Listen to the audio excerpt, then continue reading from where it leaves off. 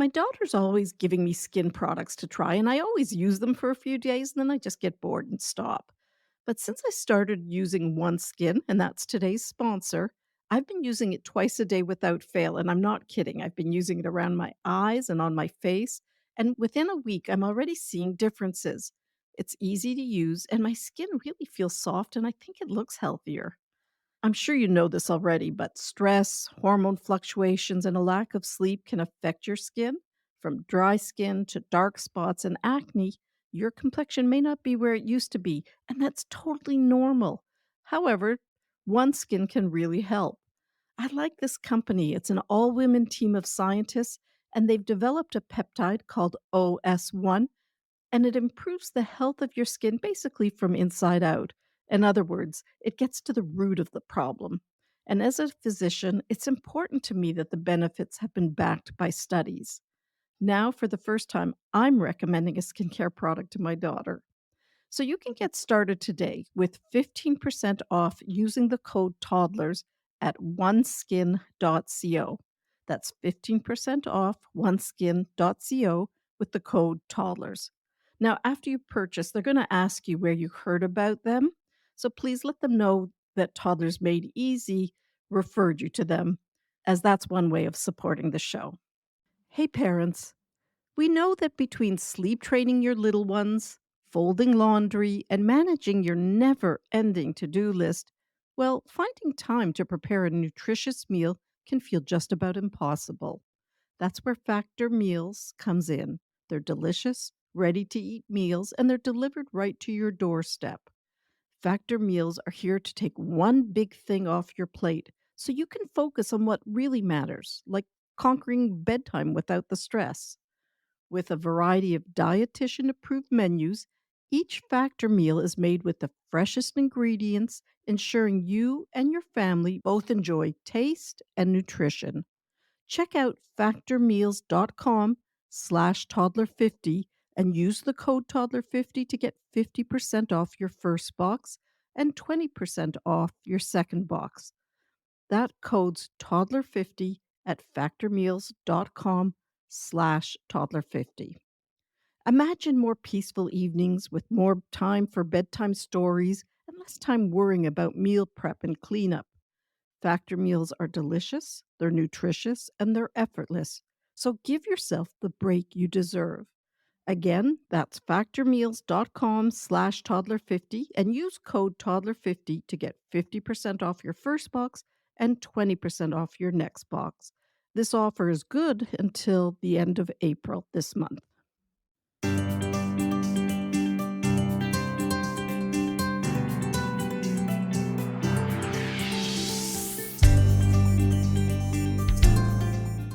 I'm Dr. Cathryn, and this is Toddlers Made Easy. Today, we're going to be talking about tantrums, and we're going to look at what to do before, during, and after. But I'm going to start off and just share a little goofy story. This is a story about my son Max's great big colossal tantrum. We were on this wonderful trip in Florida. We had 3 kids under the age of 4 at this time, but we were on a wonderful vacation, and at the end of the day, we'd been on the beach all day and everybody was tired, and it took a good 20 minutes just to get the sand off the toys and the sand off the kids' feet and to get the beach toys gathered up and the kids in the car. And so as we were driving home, we decided let's just go to a restaurant, and we picked somewhere known for getting the food to the tables really quickly. And as we were sitting there, we were all laughing and having fun, and the good times were just continuing. And my husband and I were feeling really good. And then my husband just innocently enough reached across the table and asked Max, and at the same time took a French fry for himself. Well, first of all, no judgment about the French fries, please. Yes, I'm a pediatrician who occasionally let their kids have fries. But nonetheless, the point of the story is all kids have tantrums. Kids that are easy, kids that are challenging, a pediatrician's children, soft spoken mothers, a stay at home moms. All kids have tantrums. Tantrums are not only normal, but they're also a sign of healthy development. They indicate that a child's experiencing strong emotions that they aren't yet equipped to express in other ways. And just like infants cry to let you know they need something, well, a tantrum is also a cry for help. Toddlers are passionate little people, and really, they're just big babies. In fact, about 85% of toddlers aged 2 to 3 years old throw tantrums. These usually appear between 12 and 15 months of age. They reach their peak somewhere between 18 and 36 months, and then they start to fizzle out around age 4. Now, interestingly, the most intense tantrums often occur just with parents. Honestly, being a toddler is hard. Imagine this: you can't quite say that you want the blue cup. It doesn't come out sounding quite right, but in your head it is. And you try and you ask for the blue cup, and your parents keep handing you baloney. Well, eventually you lose it. Now, wouldn't that make you mad also? Wouldn't you feel frustrated? Maybe not mad, but frustrated. It's confusing sometimes when our kids lose it, especially when we think we've just given them exactly what they've asked for, or at least we thought that's what they were asking for. So, as a reminder, tantrums will fizzle out as a child becomes better at communicating with you. If you find them triggering, and who doesn't, use this mantra: a tantrum is just a toddler acting his age. Now, let's break things down a little bit, and we're going to start with what to do before a tantrum happens. Strategically speaking, planning your day can be key in preventing tantrums. Since tantrums often stem from being hungry or tired or bored or frustrated, anticipating and preparing for these moments and for your child's needs that day can significantly reduce the likelihood of these outbursts. Understanding what triggers your specific child's tantrums, allows you to plan effectively. By managing the details that are within your control, such as making sure they don't miss their naps or make sure you have snacks with you and distractions, you can preempt many tantrum triggers. No one knows your child better than you. You are the expert, and you're in the best possible place to help make the day go smoothly. Preparing your child also for upcoming events, prepping them by telling them what to expect. For example, you could say something like, "We're going to see Dr. Cathryn today for Nina's 1 month checkup. And I brought you your iPad so you can watch Miss Rachel while we're there." But let's be real. Despite the best laid plans, there will be times when things don't go according to plan. Naps get skipped, snacks get forgotten in the car, the iPad doesn't work. However, by doing your best to anticipate and prepare for your child's needs, you can significantly reduce the frequency and intensity of tantrums. Now, let's talk about, well, how should I handle a tantrum? So, this is the part about what to do during a tantrum. During a tantrum, your toddler is incapable of rational thinking during moments of distress. Their emotional responses overpower their ability to articulate their feelings, much like an adult might struggle after a particularly tough day. Actually, let's step into this situation. So consider this: you've had a lousy day at work, and when you get home, you go vent to your partner about what happened.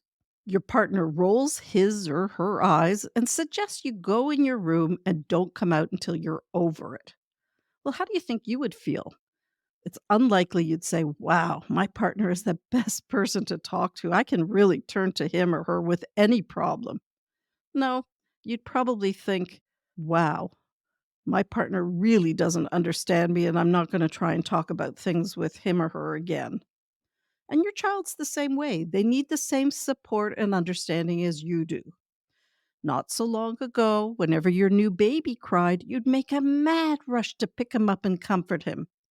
And then, once your toddler became mobile, somehow our thinking shifts and we focus on their actions and behavior instead of the feelings that led to that behavior.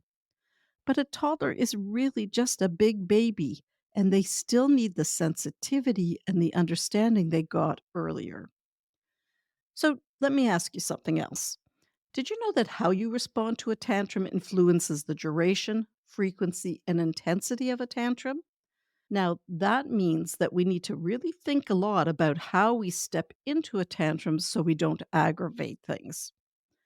As counterintuitive as it may seem, sometimes the best thing you can do is to take a step back, keep your emotions in check, and just wait for the emotional storm to pass.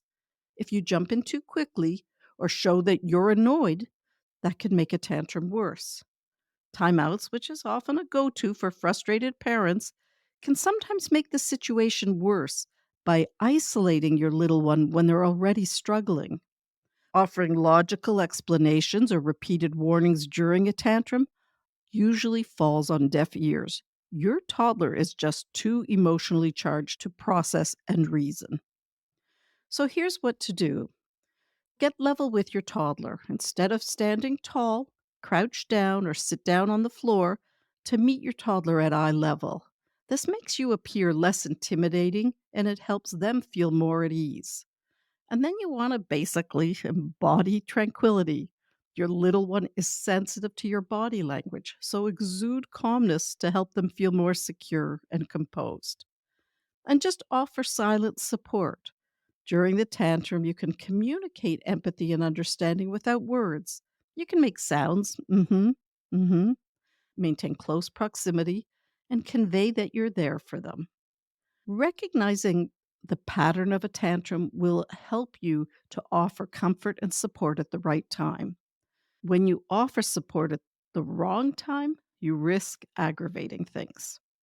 So let's look at this. Tantrums typically start off with anger, and then for some kids, hitting and kicking may also become involved. This intensity seems crazy, but it's actually normal. Doesn't mean it's easy, but it's normal. And as always, safety should be your top concern. So take care of the safety issues. During this anger phase, you can share your calm just by being present with a calm body language. As a tantrum winds down, sadness becomes more evident, and you may hear whining or even a little moaning. This is the moment to step in and offer comfort and assurance and soothe your child's wild emotions. Consider this scenario with 3-year-old Gordy.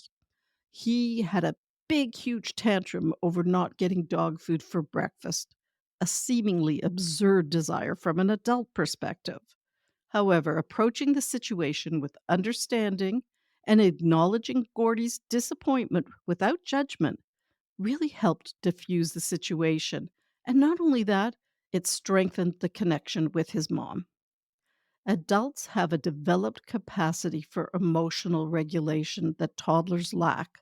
So, by remaining calm, you model the stability your child is striving to learn.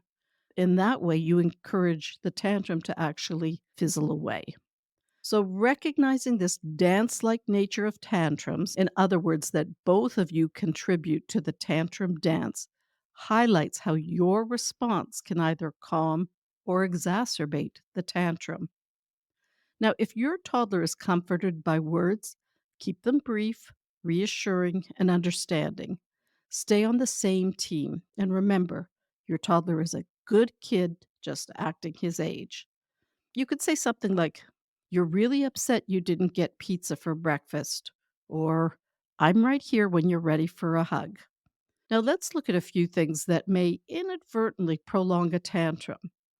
So, for instance, showing signs of frustration, using timeouts, which might increase feelings of isolation right when a child is already feeling trapped in his emotions, attempting to reason with the child mid tantrum, or even using comforting words at the wrong time can backfire.